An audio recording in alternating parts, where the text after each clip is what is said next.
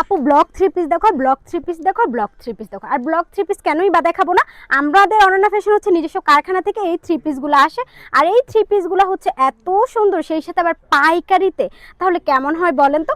আপনাদের কি করতে হবে, চলে আসতে হবে এত সুন্দর সুন্দর ড্রেস নেওয়ার জন্য আমাদের অনন্যা ফ্যাশনে।